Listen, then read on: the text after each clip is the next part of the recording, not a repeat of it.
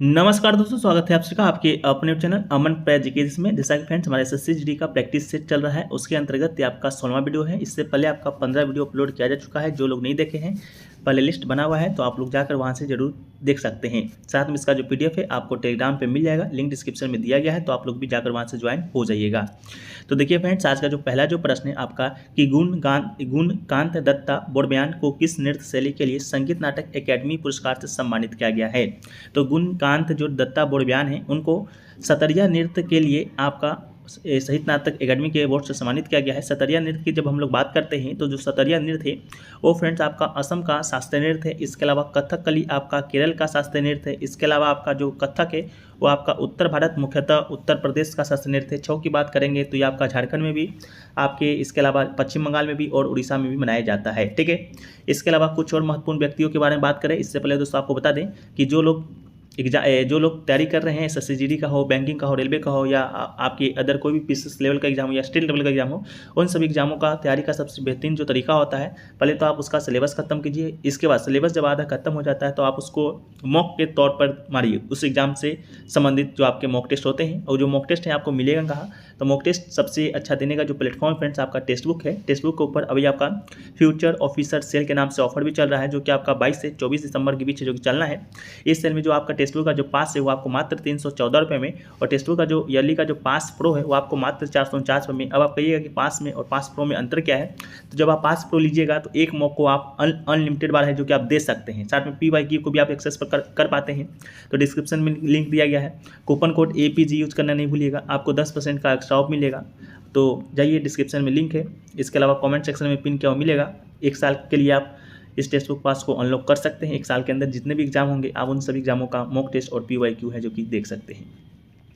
तो चलिए, सतरिया नृत्य से कुछ संबंधित प्रमुख व्यक्ति की बात हम लोग कर लेते हैं। तो सतरिया नृत्य से प्रमुख व्यक्ति है जैसा कि आपका इंदिरा पीपी बोरा हो गए, मणिराम दत्ता मुख्तर हो गए, रोशेश्वर सेकिया बड़बयान हो गया। मोहिनीअट्टम से बात करेंगे तो टी चिन्नू अम्मा हो गया, कलामंडलम सोगंती हो गया, सुनंदा नायर हो गया, माधुरी अम्मा हो गया, जयप्रभा मेनन हो गया। और इसी से बात करते हैं तो गुरु पंकज चरण दास हो गए, गुरु केलुचरण महापात्र हो गए, कुचिपुड़ी से राजा रेड्डी हो गए, सोनल मान सिंह हो गए, यामिनी कृष्ण मूर्ति हो गए, भावना रेड्डी हो गए। इन सभी का संबंध आपका कुचिपुड़ी शास्त्रीय नृत्य से है। इसके अलावा नेक्स्ट आपका है वह है कि कावेरी डेल्टा में मुत्तैयार की सत्ता थी, वो डैश के पल्लव राजाओं के अधीनस्थ थे। तो कावेरी डेल्टा में जो आपके मुत्तैयार हैं वो दोस्तों आपके कांचीपुरम के राजाओं के अधीनस्थ थे। तो इसका राइट आंसर आपका कांचीपुरम हो जाएगा। ठीक है, इसके अलावा जो मुत्तैयार हैं के नाम से जाने जाने वाला एक छोटा परिवार मुख्यतः कावेरी डेल्टा में सत्ता का था। इसके अलावा वो कांचीपुरम के पल्लव राजाओं के अधीन थे। इसके अलावा विजयालय जो कि चोल समाज का आपका स्थापना किया था, जो उड़िया के चोलों को प्राचीन मुख्यतः परिवार से था। 9वीं शताब्दी के मध्य मुत्तैयार से डेल्टा पर कब्जा कर लिया था। ठीक है, नेक्स्ट क्वेश्चन है आपका कि तारामंडल अर्सा मेजर डैश के नाम से जाना जाता है। ये क्वेश्चन है आपका कि तारामंडल जो अर्सा मेजर है वो और किस नाम से जाना जाता है।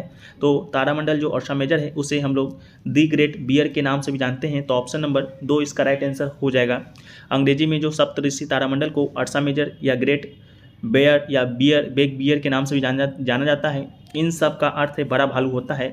इसे अमेरिका और कनाडा में बिग डिपर यानी कि बड़ा चमचा भी कहा जाता है। इस बात को भी याद रखिएगा। ठीक है, नेक्स्ट आपका है कि कार्यस्थल में महिलाओं के विरुद्ध यौन उत्पीड़न को रोकने और उनकी सुरक्षा के लिए डैश POSS नीति की आवश्यकता को अनिवार्य करता है। तो इसका राइट आंसर आपका ऑप्शन नंबर A हो जाएगा। कार्यस्थल पर महिलाओं का यौन उत्पीड़न रोकथाम निषेध निवारण अधिनियम 2013। ठीक है, इसके बारे में थोड़ा सा जान लीजिए।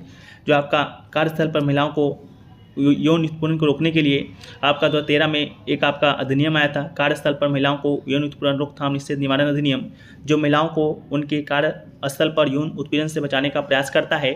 इसे 3 सितंबर 2012 को लोकसभा में, जो कि भारत संसद का निचला सदन होता है, उसके द्वारा पारित किया गया था। इसके अलावा राज्यसभा में 26 फरवरी 2013 को, जो कि भारत संसद का ऊपरी सदन होता है, के द्वारा पारित किया गया था। विधेयक को मंजूरी मिल गई थी और 23 अप्रैल 2013 को राष्ट्रपति के द्वारा इसे मंजूरी दिया गया था। इसके बाद से 9 दिसंबर 2013 से यह आपका लागू भी हो गया था। ठीक है, नेक्स्ट आपका है कि उस अम्ल का पहचान कीजिए जो जिंक को जिंक सल्फेट में परिवर्तित कर देता है। तो इसका राइट आंसर दोस्तों आपका हो जाएगा सल्फ्यूरिक अम्ल। ठीक है, सल्फ्यूरिक अम्ल में जब हम लोग जिंक की अभिक्रिया कराएंगे तो ये दोस्तों आपका एक तो जिंक सल्फेट देगा ही देगा, जिंक सल्फेट के अलावा ये आपका हाइड्रोजन भी देगा। ठीक है, तो जिंक प्लस सल्फ्यूरिक अम्ल का जब हम लोग अभिक्रिया कराते हैं, अभिक्रिया करवाते हैं तो जिंक सल्फेट तो उत्पाद में मिलता है, साथ में आपका हाइड्रोजन मिलता है, तो इसको भी आप याद रखिएगा। अभिक्रियक जिंक और सल्फ्यूरिक अम्ल जबकि उत्पाद जिंक सल्फेट और हाइड्रोजन है। ठीक है, आप दी गई आणविक अभिक्रिया को भी देख सकते हैं, जो कि जी है, जो कि गैस को दर्शाता है, अर्थात हाइड्रोजन एक गैस है। ठीक है, ये एक दोहरी प्रतिस्थापन अभिक्रिया है जहाँ पर जेन सल्फ्यूरिक अम्ल में H को प्रतिस्थापित कर देता है। ठीक है, नेक्स्ट आपका है वह है कि अगस्त 2022 में केंद्रीय सतर्कता आयुक्त यानी कि CBC के रूप में किसने शपथ लिया है।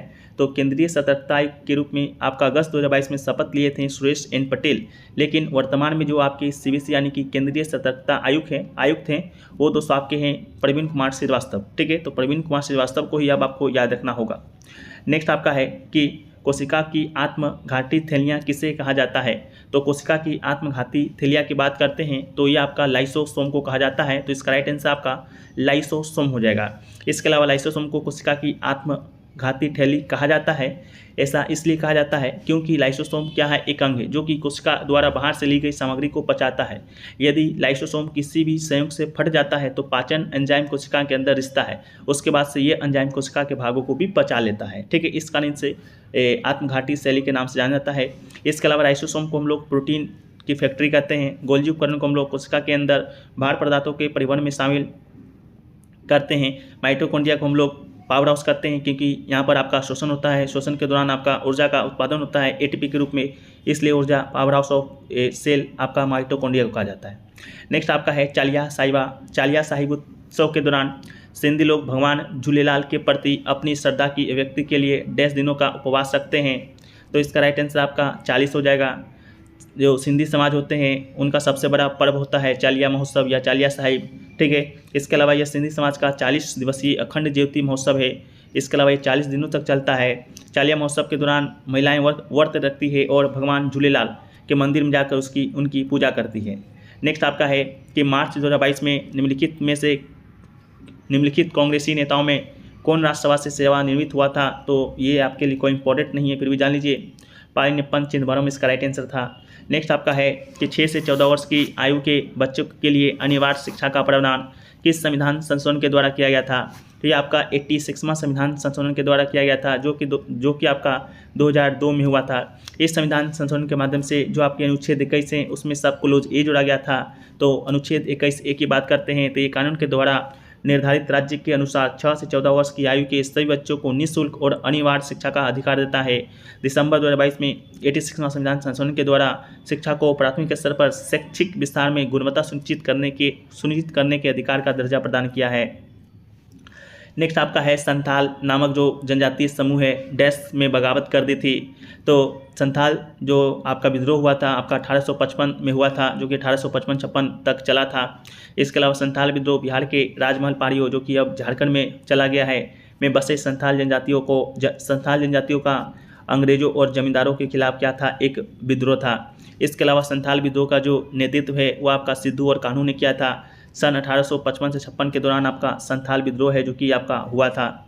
इसके अलावा भारत में अत्याचारी ब्रिटिश राजस्व प्रणाली सूदखोरी प्रथा जमींदारी प्रथा के संथाल लोगों को नाराज कर दिया और 2 संथाल भाइयों सिद्धू और कान्हू मुर्मू ने 10,000 संथालों का आयोजन किया, अंग्रेजों के खिलाफ विद्रोह की घोषणा की थी। इसके अलावा संथाल की बात करते हैं तो भारत का सबसे बड़ा आदिवासी समूह है जो कि आपका झारखंड में, पश्चिम बंगाल में, उड़ीसा में पाया जाता है आज भी। नेक्स्ट आपका है कि किस टीम ने सबसे ज़्यादा रणजी ट्रॉफी का खिताब जीती है। तो इसका राइट आंसर आपका मुंबई हो जाएगा। रणजी ट्रॉफी भारत में क्या है, तो आपका घरेलू प्रथम श्रेणी क्रिकेट टूर्नामेंट है। इसके अलावा रणजी ट्रॉफी टूर्नामेंट भारत में क्षेत्रीय और राज्य क्रिकेट संघों का प्रतिनिधित्व करने वाली कई टीमों के बीच खेला जाता है। इसके अलावा मुंबई के पास सबसे ज़्यादा रणजी ट्रॉफी जीतने का रिकॉर्ड है। इसके अलावा रणजी ट्रॉफी टूर्नामेंट का जो पहला संस्करण है वो आपका 1934 से 1935 में आयोजित किया गया था। नेक्स्ट आपका है कि भारत में पहली जो फार्मूला 1 जो रेस हुआ था आयोजित किस वर्ष हुआ था। तो इसका राइट आंसर आपका सन 2011 हो जाएगा। ठीक है, इसके अलावा जो भारत में पहली जो फार्मूला 1 रेस है जिसे कि इंडियन ग्रैंड प्रिक्स कहा गया, ग्रेटर नोएडा के बुद्ध इंटरनेशनल सर्किट में आयोजित किया गया था। 30 अक्टूबर 2011 को आयोजित किया गया था। इसे सेबेस्टियन वेटल यानी रेड बुल ने जीता था। ठीक है, ये सर्किट आपका 5.125 किलोमीटर लंबा था। इसे जर्मन वास्तुकार हर्मन टिल्के ने डिजाइन किया था। नेक्स्ट आपका है कि उत्तर प्रदेश किस देश के साथ अपनी अंतर्राष्ट्रीय सीमा साझा करता है। तो इसका राइट आंसर आपका नेपाल हो जाएगा।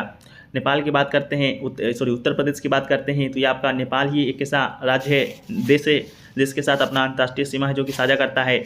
उत्तर प्रदेश नेपाल के साथ साथ 7 जिलों को छूता है, 599.3 किलोमीटर लंबी खुली सीमा साझा करता है। इसके अलावा ये जो 7 जिले हैं ये कौन कौन सा है, तो एक आपका पीलीभीत हो गया, लखीमपुर खीरी हुआ, बहराइच हुआ, श्रावस्ती हो गया, बलरामपुर हो गया, सिद्धार्थनगर हो गया, महाराजगंज हो गया। ये सभी 7 जिले हैं जो कि आपका नेपाल से लगती है। इसके अलावा नेपाल से उत्तर प्रदेश के अलावा 4 और अन्य राज्य है, जैसे कि उत्तराखंड हो गया, ये भी आपका नेपाल से अंतर्राष्ट्रीय सीमा साझा करता है। उत्तर प्रदेश के बारे में बात कर लिए, बिहार का भी सीमा आपका नेपाल से लगता है, पश्चिम बंगाल का भी सीमा लगता है, सिक्किम का भी सीमा लगता है। लगभग 1850 किलोमीटर की सीमा साझा भारत है जो कि नेपाल के साथ करता है। नेक्स्ट है आपका कि भारत में अंतःस्थलीय नौ संचालन जलमार्ग 10 किलोमीटर लंबा है, तो इसका राइट आंसर आपका 14,500 इसका राइट आंसर हो जाएगा। ठीक है, भारत के नौगम्य अंतर्देशीय जलमार्ग का जो अनुमानित लंबाई है आपका 14,500 किलोमीटर है। इसके अलावा राष्ट्रीय जलमार्ग अधिनियम 2016 के अनुसार कुल 111 को राष्ट्रीय जलमार्ग घोषित किया गया है। हल्दिया से इलाहाबाद तक के जलमार्ग को 1986 में राष्ट्रीय जलमार्ग बनाया गया था। इसके अलावा भारत अंतर्देशीय जलमार्ग प्राधिकरण IAWAI 27 अक्टूबर 1986 को अस्तित्व में आया था। नेक्स्ट आपका है कि डैश को विकास का आधार माना जाता है, तो विनिर्माण जो उद्योग है उसी को आपका विकास का आधार माना जाता है, विशेषकर आर्थिक विकास का आधार इसे माना जाता है। तो इसका राइट आंसर विनिर्माण उद्योग होगा। अगला है कि अप्रैल 2021 तक कितने राज्यों में विधान परिषद है, तो अप्रैल 2021 तक भी आपका 6 ही राज्यों में विधान परिषद था, और वर्तमान में भी बात करेंगे तो भारत के 6 ही राज्यों में आपका विधान परिषद है। तो 6 राज्य कौन कौन सा है, आपका आंध्र प्रदेश हुआ, तेलंगाना हुआ, उत्तर प्रदेश हो गया, बिहार हो गया, महाराष्ट्र हो गया और आपका कर्नाटक हो गया। विधान परिषद की जब हम लोग बात करते हैं तो जिस प्रकार आपका संसद का 2 सदन होता है, आपका लोकसभा राज्यसभा, उसी प्रकार राज्यों में विधानमंडल का भी 2 सदन होता है, विधान परिषद और आपका विधानसभा। ठीक है, तो उसी प्रकार मात्र 6 राज्यों में भी आपका विधान परिषद है। ठीक है, मान के चलिए तो राज्यसभा से इसकी तुलना कर सकते हैं कि 6 राज्यों में आपका राज्यसभा है। ठीक है, तुलना कर सकते हैं, बाकी ऐसा कुछ है नहीं। अगला है कि भारत में माइक्रो फाइनेंस गतिविधियों को डैश के दशक में प्रमुखता मिली है, तो इसका राइट आंसर आपका 1990 हो जाएगा। ठीक है, ऑप्शन आंसर 1990 दिया था, लेकिन जब मैंने खोज किया तो मुझे प्राप्त हुआ कि भारत में 1980 के दशक में ही गरीबी के समाधान और महिलाओं को सशक्त बनाने के लिए माइक्रो फाइनेंसिंग की शुरुआत हो गया था। अपनी मजबूत क्षमता के बावजूद माइक्रो फाइनेंस क्षेत्र को ग्रामीण भारत में बहुत से संबंधित चुनौतियों का सामना करना पड़ा। इसके अलावा भारत में माइक्रो फाइनेंस शुरू करने वाली जो पहली पहल थी वो आपका तिश्वर रोजगार महिला संघ सेवा गुजरात में थी, जो 1974 में स्थापित किया गया था। इसके अलावा माइक्रो फाइनेंस वित्तीय सेवा की एक श्रेणी है जो कि उन व्यक्तियों और छोटे व्यवसाय को लक्षित करती है जिनके पास पारंपरिक बैंकिंग और संबंधित सेवाएं तक पहुंच नहीं होती है। अगला है कि निम्नलिखित में से कौन सा जो नृत्य गोवा में किया जाता है, तो इसका राइट आंसर आपका फुगड़ी हो जाएगा। फुगड़ी जो लोक नृत्य है आपका कोंकण क्षेत्र का एक लोक नृत्य है जो कि ज़्यादातर गोवा में किया जाता है, लेकिन महाराष्ट्र का भी कुछ भाग शामिल है। इसके अलावा नृत्य गणेश चतुर्थी और व्रत के अवसर पर कोंकण क्षेत्र में महिलाओं के द्वारा किया जाता है। इसके अलावा नृत्य करने से पहले महिलाएं तुलसी वृंदावन के सामने एक दीपक जलाती है और देवताओं के मांड पर आने के लिए आमंत्रित करती है। अगला है कि निम्नलिखित में से कौन सा उद्योग है जो कि विशेष रूप से सार्वजनिक क्षेत्र में वस्तुओं के निर्माण के लिए आरक्षित है, तो इसका राइट आंसर आपका ऑप्शन के अनुसार परमाणु ऊर्जा इसका राइट आंसर था। परमाणु ऊर्जा के अलावा जो रेलवे जो परिवहन है वो भी दोस्तों आपका सार्वजनिक क्षेत्र के लिए ही आरक्षित है, इसके लाइसेंस जारी करने की जरूरत नहीं होती है। इसके अलावा उद्योग विकास विनियमन अधिनियम 1951 के तहत अनिवार्य लाइसेंसिंग के लिए अंतर्गत आने वाली वस्तुओं की सूची की समीक्षा जारी है। ठीक है, तो ये दोस्तों आपका आज का 20 प्रश्न रहा जो कि आपके एग्जाम के लिए बहुत ही इंपॉर्टेंट है। तो वीडियो को आपको अच्छा लगा है तो वीडियो को लाइक कर दीजिएगा, चैनल पे नए होंगे चैनल को सब्सक्राइब जरूर कर दीजिएगा। मिलते हैं इसी प्रकार से एक नए वीडियो में। बाकी मॉक टेस्ट देना चाहते हैं तो टेक्स्ट बुक से अच्छा प्लेटफॉर्म अभी तक आपके मार्केट में नहीं है, तो ऑफर भी चल रहा है, कूपन कोड APG जरूर यूज़ कीजिएगा, आपको 10% का एक्स्ट्रा ऑफ मिलेगा। तो चलिए मिलते हैं हम लोग नेक्स्ट वीडियो में, जब तक के लिए जय हिंद जय भारत।